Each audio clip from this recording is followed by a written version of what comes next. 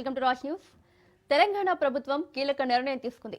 రాష్ట్రంలో పీఏసీఎస్ చైర్మన్లు, డైరెక్టర్ల పాలక వర్గాలు రద్దు చేసింది.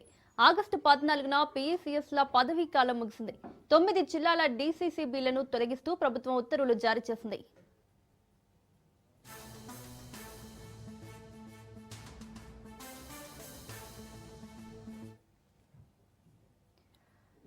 సింగరేణి ఆధ్వర్యంలో కొనసాగుతున్న నైని థర్మల్ పవర్ ప్లాంట్ ఏర్పాటు సాధ్యాసాధ్యాలపై తెలంగాణ అధికారుల బృందం అధ్యయనం చేస్తోందని డిప్యూటీ సీఎం భట్టి విక్రమార్క అన్నారు. ఒడిశా సీఎం మోహన్ చరణ్ మాజీతో బేగంపేటలోని ఓ హోటల్లో ఆయన ప్రత్యేకంగా సమావేశమయ్యారు. తెలంగాణ రాష్ట్రానికి సంబంధించిన ఇంధన శాఖ అధికారుల బృందం నైని ప్రాంతాన్ని సందర్శించి అంచనాలు రూపొందిస్తోందని, తదుపరి రాష్ట్ర ప్రభుత్వం తగు నిర్ణయం తీసుకుంటుందని డిప్యూటీ సీఎం వివరించారు.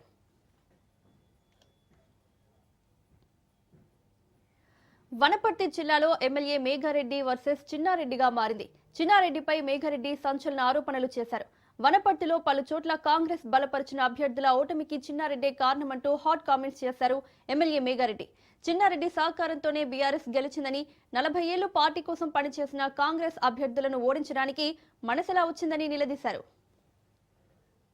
గ్రామ పంచాయతీలో బీఆర్ఎస్ పార్టీకి 59,788 బీఆర్ఎస్లోకి వచ్చినాయి. కాంగ్రెస్ పార్టీ దాదాపు 32,619 ఓట్లు మాకు ఎక్కువ వచ్చినాయి. దాన్ని మేము పర్సెంటేజ్ లో తీస్తే 35.9% మాకు ఎక్కువ వచ్చినాయి వాళ్ళకంటే ఓట్లు. చాలా గ్రామాలలో లాస్ట్ ఎంత దిగజారిందంటే వాళ్ళు మా అభ్యర్థులకు, మేము గెలిచిన అభ్యర్థులకు బీఆర్ఎస్ వాళ్ళు కండవాలు కప్పి సంతోషపడి రాక్షసానందం మూడుతున్నారు. దానికి కొంతమంది ఇంకా చాలా విలేజ్లు ఉన్నాయి.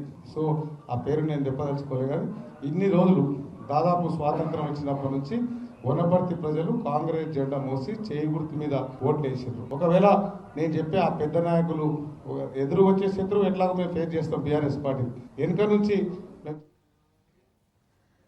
స్పీకర్ తీర్పుపై బీఆర్ఎస్ నేతలు హైకోర్టును ఆశ్రయించారు. ఫిరాయింపు పిటిషన్లపై కోర్టు మెట్లెక్కారు గులాబీ నేతలు. 5 ఎమ్మెల్యేలు ఫిరాయింపు ఆరోపణలు ఎదుర్కొంటున్నారు. 5 ఎమ్మెల్యేలపై స్పీకర్ తీర్పు నేపథ్యంలో హైకోర్టులో పిటిషన్ దాఖలు చేశారు. ట్రిబ్యునల్ చైర్మన్ హోదాలో తీర్పు ప్రకటించారు స్పీకర్ గడ్డం ప్రసాద్ కుమార్. 5 ఎమ్మెల్యేలు పార్టీ మారలేదని, వారు బీఆర్ఎస్ లోనే ఉన్నారంటూ స్పీకర్ తీర్పు వెలువరించారు. పార్టీ మారినట్టు ఎలాంటి ఆధారాలు లేవంటూ వారిపై నమోదైన అభియోగాలు డిస్మిస్ చేశారు. 5 ఎమ్మెల్యేలు పార్టీ మారలేదని స్పీకర్ కార్యాలయం కూడా స్పష్టం చేసింది. స్పీకర్ తీర్పును బీఆర్ఎస్ హైకోర్టులో సవాలు చేసింది. స్పీకర్ ఇచ్చిన తీర్పును రద్దు చేయాలని హైకోర్టులో పిటిషన్ దాఖలు చేసింది. సోమవారం పిటిషన్ విచారణకు వచ్చే అవకాశం ఉంది.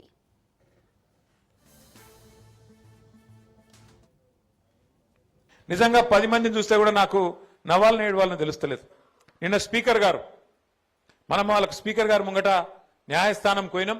న్యాయస్థానం పోయి ఇగో రేవంత్ రెడ్డి మా వాళ్ళని 10 మందిని ఎత్తుకపోయిండు, వీళ్ళు ఒక టికెట్ మీద గెలిచి ఇంకో టికెట్లకు పోయినరు, ఇంకో పార్టీలకు పోయినరు, కాబట్టి వీళ్ళని తీసేయాలి, వీళ్ళ సభ్యత్వం రద్దు చేయాలని చెప్పి మనం న్యాయస్థానానికి పోయినాం. న్యాయస్థానం ఏం చెప్పింది? స్పీకర్ గారు, మీరు పెద్ద మనిషి, మీరు ఆటల ఎంపైర్ లెక్క మీరు కూర్చోబెట్టి మీరు నిర్ణయం తీసుకోండి అని స్పీకర్ గారికి అప్పచెప్పింది. మరి స్పీకర్ గారు ఏం చేయాలి? ఎవరెవరు ఏం మాట్లాడినరు, నిజంగానే వాళ్ళ పార్టీలో ఉన్నారా, పోయినరా, అన్ని లెక్క చూడాలి. కండువ కప్పుకున్నాడా లేదా కాంగ్రెస్, ఇది కాంగ్రెస్ పార్టీలో తిరుగుతుండా లేదా, వాళ్ళతో రాసుకొని పూసుకొని తిరుగుతుండా లేదా, ఏం మాట్లాడిండు, ఇవన్నీ చూసుకొని ఒక నిర్ణయం తీసుకొని ప్రకటించాలి. ఆ కడియం శ్రీహరి గారు అని ఒక పెద్ద మనిషి ఉన్నాడు స్టేషన్ కన్పూర్లో. ఆయననైతే ఓపెన్ గా చెప్పిండు, ఏమని, నేను అభివృద్ధి కోసం కాంగ్రెస్ పార్టీలో చేరినా అని చెప్పి ఖుల్లా చెప్పిండు. అట్లాగే పోచారం శ్రీనివాసరెడ్డి గారు మన ప్రభుత్వంలో 5 ఏళ్లు మంత్రి, 5 ఏళ్లు మరి స్పీకర్. ఆ పెద్ద మనిషి చెప్పిండు ఢిల్లీ దాకా పోయి. సంగారెడ్డి జిల్లా మల్కాపూర్ పెద్ద చెరువు ఆయకట్టుకు కాల్వను ఆధునీకరించాలని మంత్రి ఉత్తమ్ కుమార్ రెడ్డిని టీపీసీసీ వర్కింగ్ ప్రెసిడెంట్ జగ్గారెడ్డి కోరారు. జగ్గారెడ్డి కోరిక మేరకు ప్రతిపాదనలు సిద్ధం చేయాలని మంత్రి ఉత్తమ్ కుమార్ రెడ్డి అధికారులను ఆదేశించారు. పెద్ద చెరువు కట్ట వెడల్పు, సుందరీకరణ, ఆధునీకరణకు రంగం సిద్ధమవుతుంది.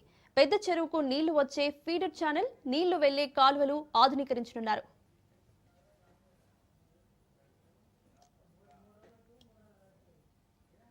పార్లమెంట్ ఎన్నికల్లో గెలవడం సులభం కానీ పంచాయతీ ఎన్నికల్లో గెలవడం కష్టమని బీఆర్ఎస్ వర్కింగ్ ప్రెసిడెంట్ అన్నారు.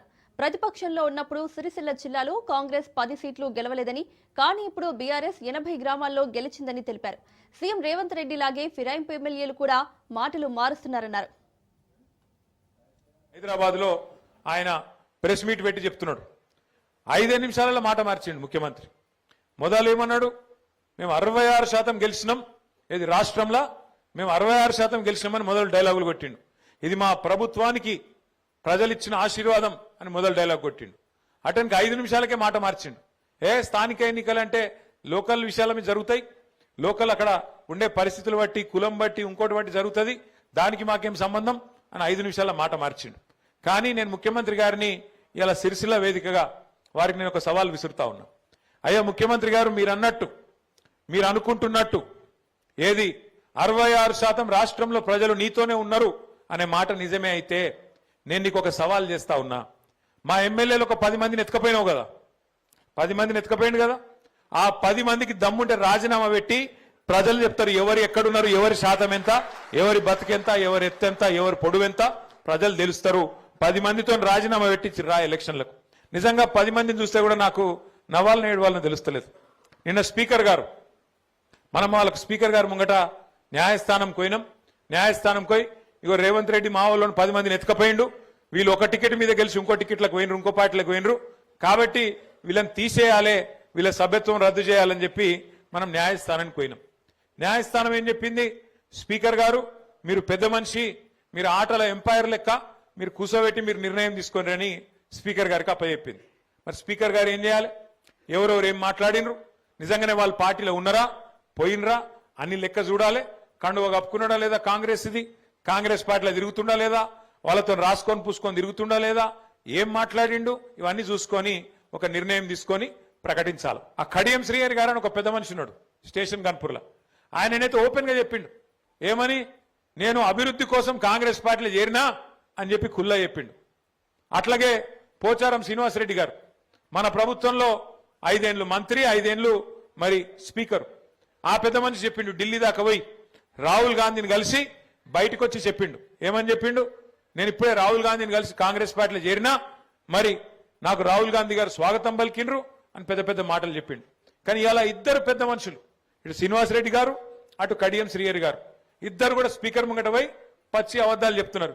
మేము ఎక్కడ పోలే, మేము టీఆర్ఎస్ పార్టీలోనే ఉన్నాం, మేము ఎక్కడ పోయినాం కాంగ్రెస్లకు అని చెప్పి అలా అబద్ధం చెప్తుంటే స్పీకర్ గారు అన్ని ఆధారాలుంటే అది పక్కకు పెట్టి వీళ్ళెవ్వరు కూడా మా వాళ్ళు కాదు, కాంగ్రెస్ వాళ్ళు కాదు, వీళ్ళందరూ కూడా టీఆర్ఎస్ వాళ్ళు అని చెప్పి పాపం స్పీకర్ గారు కూడా పచ్చి అబద్ధాలు చెప్పే పరిస్థితి వచ్చింది. ఇటీవల జరిగిన సర్పంచ్ ఎన్నికల్లో గెలుపొందిన బీజేపీ సపోర్టర్స్ ను సన్మానించారు బీజేపీ రాష్ట్ర అధ్యక్షులు రామచంద్రరావు. బీఆర్ఎస్ కాంగ్రెస్ ఒక్కటై బీజేపీని ఓడించే ప్రయత్నం చేశారన్నారు బీజేఎల్పీ నేత ఏలిటి మహేశ్వర్ రెడ్డి. అయినప్పటికీ అత్యధిక సర్పంచ్ పదవులను బీజేపీ కైవసం చేసుకుందన్నారు. రేవంత్ కేవలం కమిషన్ల కోసమే పనిచేస్తున్నారని, రాష్ట్ర ప్రజల సంక్షేమం ఆయనకు అవసరం లేదని విమర్శించారు. దమ్ముంటే హిల్ట్ పాలసీపై చర్చకు రమ్మని, రాబోయే ఎంపీటీసీ జెడ్పీటీసీ ఎన్నికల్లో మన సత్తా చూపబోతున్నామన్నారు. పైగా భారతీయ జనతా పార్టీ గ్రామ పంచాయతీ సర్పంచ్ గెలిచినటువంటి దాఖలా బీజేపీ ఉండదని చెప్పేసి కూడా గుర్తుపెట్టుకోవాలి. అంతేకాకుండా 1200 పైగా ఉప సర్పంచ్ గెలిచాం, 10,000 పైగా వార్డు మెంబర్ గెలిచాం. ఇది భారతీయ జనతా పార్టీ గతంలో కేవలం 163 గ్రామ పంచాయతీలు మాత్రమే బీజేపీ ఖాతాలు ఉండే. కానీ రానున్న గ్రామీణ ప్రాంతంలో భారతీయ జనతా పార్టీకి ఆదరణ, బలము, ప్రజా ఒక విశ్వాసం భారతీయ జనతా పార్టీ పెరిగింది. ఈ తీర్పు ఏదైతే మీరు ఇచ్చారో స్థానిక ఎన్నికల్లో, ఈ తీర్పు కాంగ్రెస్ పార్టీకి వ్యతిరేకంగా, బీఆర్ఎస్ పార్టీకి వ్యతిరేకంగా బీజేపీకు నరేంద్ర మోదీ గారికి ఒక పక్షాన ఈ ఓటు అని చెప్పేసి కూడా మనం గుర్తుపెట్టుకోవాలి.